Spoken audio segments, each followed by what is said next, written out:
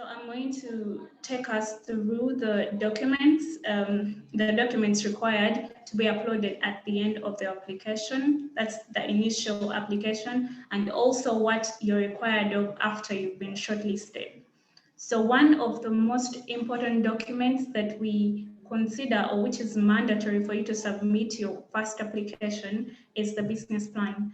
And in summary, a business plan is a document that's supposed to give us an overview, a detailed overview of what your enterprise does, what you deal in, who are your target customers, what product is it or service are you providing. So it is something that you present to someone and they have a concrete idea of what your business is like. So I'm going to go through the components of a business plan. And the first one is an executive summary. And of course, like the way executive summary, it's a summary of mainly what is in your business plan. But maybe as a highlight, you're supposed to include your year of establishment or registration. Also tell us what your product is. Also tell us what impacts your product or service is providing, and also your target customers. So it's like you're speaking about your product and your enterprise in general. That's an executive summary. So now we go to the detailed components. The first one is the value proposition. And for the value proposition, you're mainly telling us what is unique about your product. Why should I consider your product in comparison with another person producing the same product or service? So let's say you're producing briquettes, probably briquettes from waste. You can tell us maybe these briquettes, they produce a lot of heat. You get to cook a lot of stuff with less heat, and so you tell us how unique your product is, so that if someone comes to you, you can easily sell off this. What's your competitive advantage in short? And then when you go to the product or service description, maybe you're telling us first of all, what your product is. I'm producing briquettes. And then what are the characteristics of this product? Tell us, so in my briquettes, I put some waste, for instance, banana peelings, or I add in any organic material to make this product. Now that's a description of your product or services. So you tell us what your service is first, and then you also add on to tell us the components, or roughly the processes to finally getting your final product. And then when we come to the impact, we normally use the term triple bottom line, or what other people call the triple P, which is people, profit, and planet. So the impact, we always look at sustainable impact. That is an enterprise that is not only profitable, it's not only solving the social challenges of the community in which they are serving, but they are also conserving the environment in their processes, their production processes, and maybe the product itself. It is in a way conserving the environment. So you look at your product, analyze it, and see, maybe in your processes, I'm doing briquettes. I could say, well, since I'm doing briquettes from waste, I'm lowering the rates of deforestation. Since most people use firewood for fuel, so I'm using this alternative, which is very eco-friendly. I'm reducing on the carbon emissions. So that is an impact that your product or service is delivering. And you also, to make your impact more reasonable and measurable, now we have to look into how do you measure this impact. Yes, you're making these briquettes, but then how are you measuring the impact that you're protecting the environment? Probably I could go on and say when one briquette probably reduces the tons of carbon emissions by this percentage. Now that is, you've created an indicator, and then you're also trying to measure it. So not only do you tell us what your impacts are, you also provide relevant, measurable indicators, so that someone knows, yes, you have this impact, but how are you measuring it and monitoring it, and also assessing it at the end of the day. And then we go to market environment. For market environment, we want to understand how volatile your market is. In short, if you're producing this product, what is your target market? What is it like? Do you see some growth potential? Is it stagnant? It's not growing? Is it backsliding? So how is your market? How do you see yourself progressing in 2 years' time? And if that's so, please tell us. Probably in 20, there is this opportunity that's coming up. Most probably, this is an interesting market. This is something I should clearly stick to.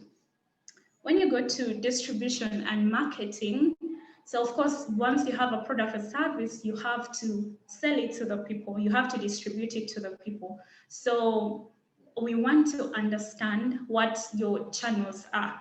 Let's say, how do you market your product? How do you distribute it? Do you use text messages? Is it social media? What is it that you're doing to market your product? Are you going to mainstream media and then distributing? Do you have these suppliers where you normally, let's say I put my briquettes on a lorry and then I deliver to my suppliers, or are there some people who come directly to my store or factory to get these briquettes? How exactly are you distributing and marketing your product? And then we come to competitor analysis. So for competitor analysis, your understanding, of course, you're in a big market and there are several players probably producing the same product or producing something that's close. It's more of like a substitute, more like that. So you want to understand how is competition. You can list, let's say me, I'm called organic briquettes, and then I mention who these competitors are. I mentioned, let's say there is an enterprise called Query Organics, and there is another one called Excellent Briquettes. So I list this down and then I rank them. I say, according to my analysis, I think this one comes first because now you look at why are they better than you, and you tell us probably it's because of this. They have more exposure, they're more experienced.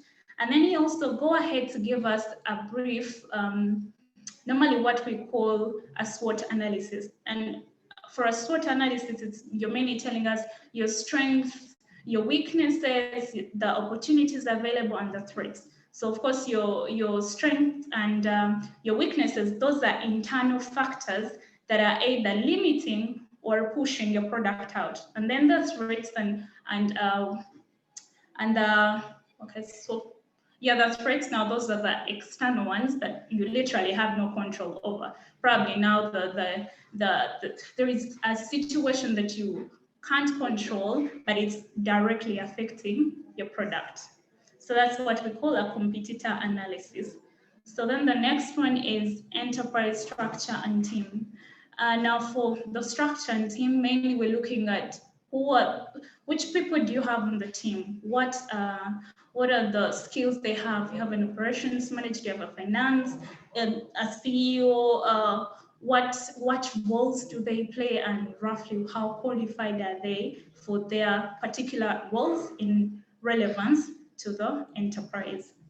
And then we go to operations and value chain.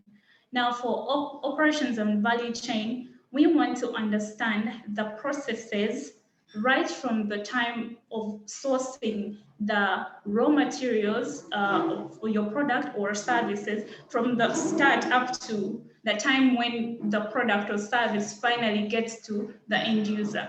So if I'm doing briquettes, I'm going to tell you I have these sales agents, these collectors probably who go out and collect this waste, and we center it, we sort it out. After sorting it out, we put this sorted material into probably a processing plant or a compressing plant. It compresses this, they come out as briquettes. Now my sales agents or my transporters, they load these briquettes or package them in 2 kilograms, into probably 20 kgs, depending on the sizes that I'm putting out there. And finally, they're delivered to an end user, probably depending on an order, or to the supermarket, to the supermarkets probably that have like a section for briquettes. So we want to understand how the processes in which you finally produce and deliver your product or service. And then for risk management, it's mainly, of course, any enterprise or any business, you anticipate some risks. It's never really risk-free. So you need to sit down, analyze, and sometimes you can pick these risks from your weaknesses, your internal weaknesses, and also you can look at the external threats. So you can look at these and sit down and realize, okay, if this happened, this would be a risk. And if this happens, how am I going to mitigate it? So not only under risk management, not only don't you state what the risks are, but you also tell us, actually write how you're going to mitigate these risks if at all they are to happen. So that's a comprehensive business plan, because why I'm calling it comprehensive, it touches all the important aspects of your enterprise. So if someone reads it without even calling you to talk to you, they already have an idea of what your enterprise is all about. Yeah, so that's the business plan. And then the next one is the CV of the owner.